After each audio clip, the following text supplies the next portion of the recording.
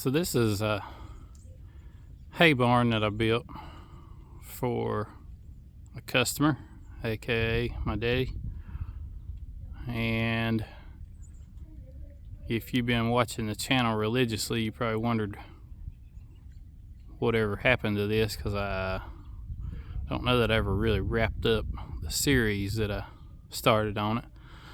But this is the more or less finished product, and today I'm just wrapping up some trim. And you don't have to spend a fortune to really dress things up a little bit. I'm very happy with it, especially these gables. If you don't do the gables, then you end up just from the end of the building, you see all these bar joist trusses sticking out, and it's just not all that attractive. So I just frame up these both gable ends and trim the metal and put on there, and I think it really adds a nice touch. But also another thing I'm doing here is these posts. And it doesn't look terrible just having the posts there, but we can do a little better for just a little bit of time and very little money.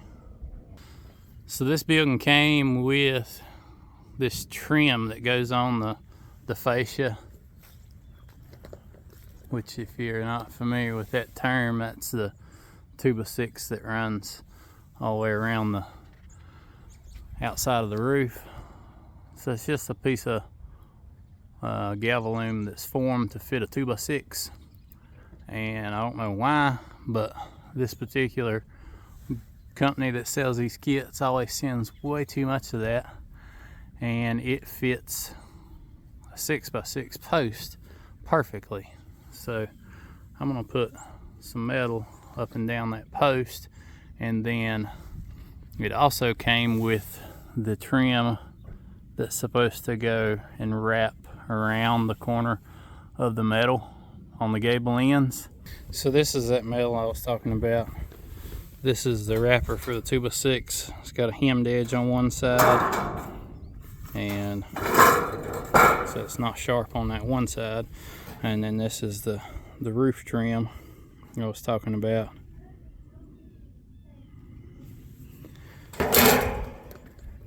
And this is the finished product, and I think it really adds a little something to the building, makes it look finished out.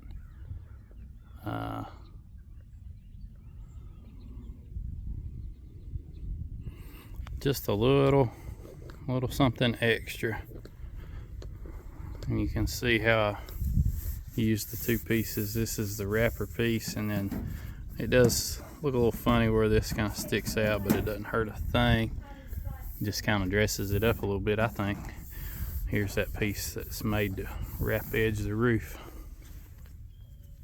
and it really ties the gable to the sides and makes it look pretty nice. We got that trim finished up this morning while the roof was wet, and we already had this roofed, obviously, and we had about 3 or 4 runs of screws on each side, but we didn't have all the screws run. So we let the roof get dry, and now we're up here finishing screwing this thing down, and I'll show you the way that I like to do it. So after we get the bottom and the top screwed, when we're installing the sheet, I've made a video.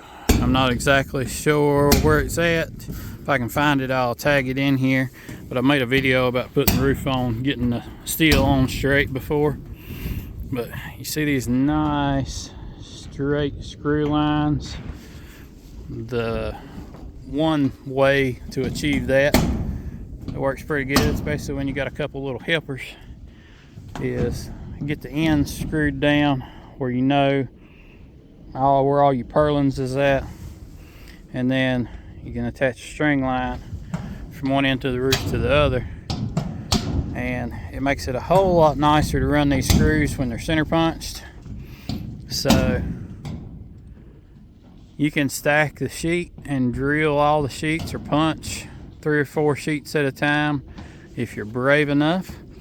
Or you can do like what we're doing here, pull a string line and go down through and punch them, and that's a whole lot faster to drill them after they're punched. And you can use a scratch awl to punch them, like a cheap one from Harbor Freight or something. But Malachi, let me see your tool here. This is a GRK screw. If you don't know, screws are extremely hard. They don't usually bend, they break. This is just a 4-inch GRK screw that I cut a green stick off of a tree and drilled a hole in it, a pilot hole, so that I didn't split it. And I ran this screw in it to give you a nice something to hold on to. Took a grinder and sharpened it to a point. Took the threads off of it so it wouldn't hang. And it works pretty darn good for punching the metal.